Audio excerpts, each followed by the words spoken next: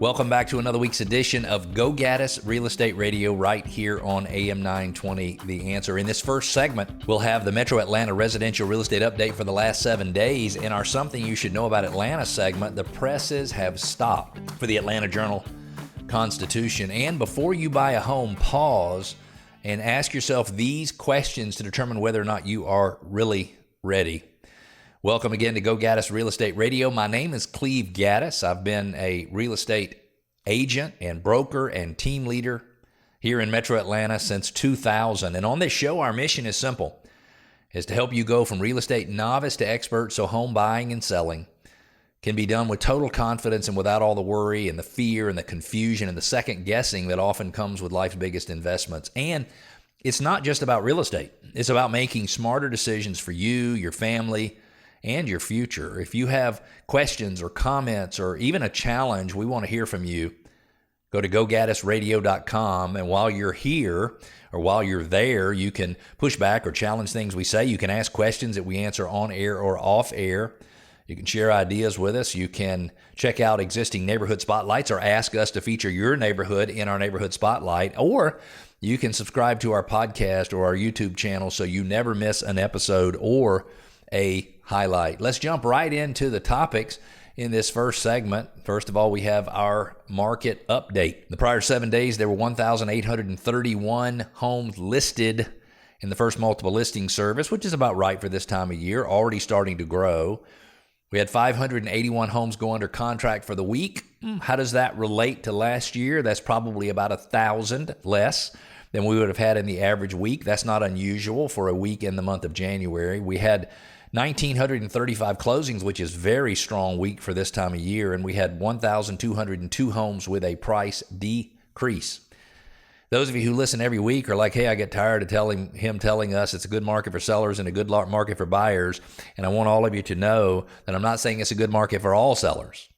Because if you have a property and it is in below average condition and is not priced accordingly or appropriately based on the condition of the home, then you're going to have problems. But if your home is in at average or above average condition and it is priced correctly, selling a home in today's market is just about as easy as it has been anytime in the last 4 or 5 years. And I will tell you, while there is some softness in pricing in the market, the really, really nice standout inventory still sells for very, very high prices. But the real opportunity for the first half of 2026 is in the area of buyers. You will have more inventory. You will have more sellers on the market who are being more flexible. You will have people who are not testing the market, but who have decided, I've waited 4 or 5 years and that is too long. I am ready to go. So I believe that you'll have the opportunity to experience more inventory, more choices if you're a buyer. I believe when you submit your offer, you can expect to have sellers who are reasonable and will negotiate with you. I'm not saying they will agree to all of your terms. What I'm saying is they will be as motivated to find a way to make a deal work with you as you are to find a way to make a deal work with them. So home sellers at average condition or above condition, let's rock. If you're a little below condition, well, let's talk, because I think our rehab and refresh program can help you a good bit there to get the home in that tip-top showing shape. We also provide up to $15,000 in allowance toward that rehab and refresh program.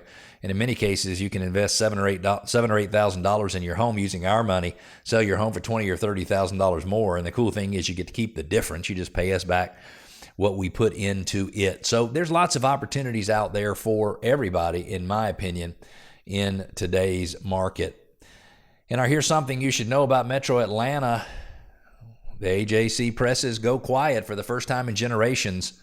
The presses that once defined the Atlanta Journal-Constitution have gone quiet, marking the end of an era in how this city receives its news after 157 years. The Atlanta Journal-Constitution has printed its final daily newspaper. The issue dated December 31st, 2025, features reflections from executives and former writers and columnists, and there are tribute ads to the Carter Center and Grady and Koger and AMB Sports Entertainment, Rough Draft Atlanta, and other local organizations. There's also a gallery of historic front pages. But AJC president and publisher Andrew Moore said the shift of resources to digital reflects changing audience habits and a belief that focusing fully on digital products, subscriptions, video, podcast, and events is the best way to protect the newsroom and ensure the paper's long-term survival. He says, we will begin the new year as a fully digital organization committed as always to being the most essential and engaging news source for the people of Atlanta, Georgia, and the South. Cox Enterprise CEO Alex Taylor said, I am proud of our team for making these decisions as much as I will miss the nostalgia of seeing the paper in my driveway every morning. Cox owns the AJC and the Dayton Daily News.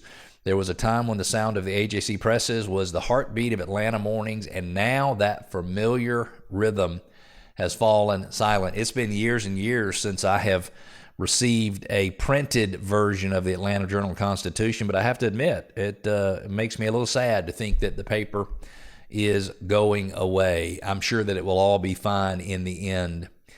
If you are thinking about selling your home anytime in the next 12 months, or really anytime through the first quarter of 2027, we want to make sure you get the upside. If you're listening, you're like, of course, I want to get the upside myself. But what does that mean to get the upside? Well, it means, number one, that what works best for you in selling your home is not necessarily the thing that works best for your neighbor or your cousin or your sister or your brother or someone at church or someone you know from work. Because your situation is unique, and your situation, when it comes to selling a home, deserves a solution that is unique to you, that is best for you. So let me give you an example. If you're looking to sell your home, you might want to sell your home for all cash and close as quickly as possible. You might not want to have any showings. You might not want to have to do open houses. You might not want to have to get your home ready to sell. You might not want to make any repairs at all prior to closing, and maybe getting a guaranteed cash offer is the way to go. And we can handle that for you. It's one of the 4 services that we provide. You see billboards all over Atlanta, get a guaranteed cash offer for your home. Well, we can do that. And in many cases, our cash offers are better than the ones you would get by calling the phone number or logging onto the website on the sign. Number 2, you could sell your home as is, where is, without making any improvements or upgrades to the home. And you can do that. We do that all the time. Number 3, you could take advantage of our rehab and refresh program, which is where we will advance you up to $15,000 if you need it. In some cases, you have the money to do it yourself, but we'll advance you up to $15,000 to make the necessary improvements to your home to fetch the highest possible sales price. We've had people in the last year spend as little as $3,000 and sell their home. We spent the $3,000.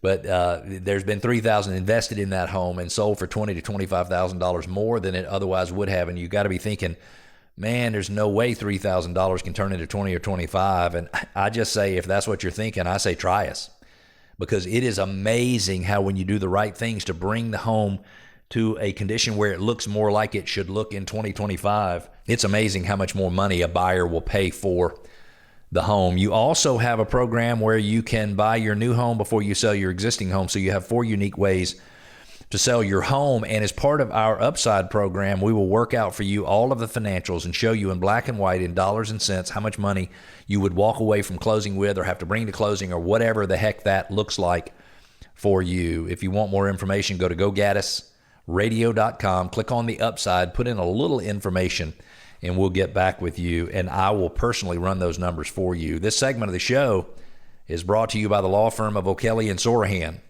They're a full-service law firm with 30 offices throughout Metro Atlanta. They specialize in residential real estate closings, including home purchases, refinance closings, corporate relocation, and real estate contract review and title insurance matters. They can be reached by calling 770-497-1880. Again, 770-497-1880. If you're not sure you're ready to buy, here are a few questions I think you should ask yourself. Martin in Marietta. Oh, Martin Marietta. That's great. Martin in Marietta, like Martin Marietta, which used to be, I guess, I don't know that it's called that anymore, but it used to be in Marietta.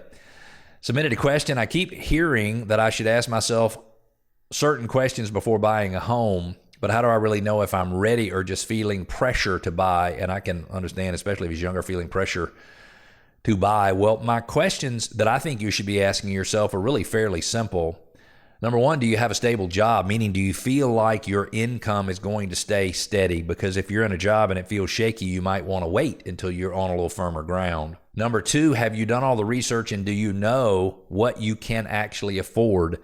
And I don't mean the maximum of what you can afford. I mean the maximum you'd be comfortable paying. I find people when they get much over 25 or 30% of their pre-tax income that it starts to strangle them. They start to feel like they're house poor. They don't have enough money to do other things. And honestly, you can do what you want to, but I will caution you about doing that. Also, do you have an emergency fund? Do you have enough money to pay your bills for 2 months or 3 months or 6 months or whatever it is? Because you need some, because as soon as you get into a home and you can't afford any unexpected expenses, that is when you have unexpected expenses. When you can afford them, that's when you don't have them. I don't know why it works that way. I guess it's just Murphy's Law. It's just the way it works.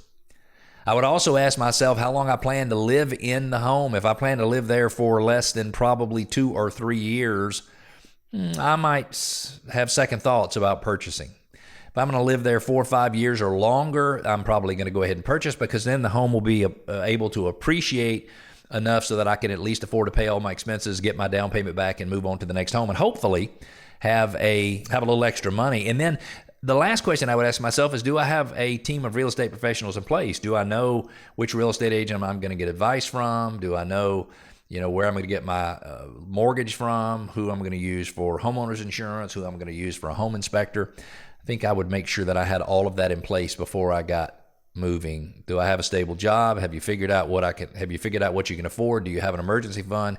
How long do you plan to live in the home? And do I have real estate pros in my corner? We're going to take a break. When we come back, we have a special guest from Children's Healthcare of Atlanta. Her name is Caroline Rossiter, and you are going to enjoy her. Stick with us. We'll be back.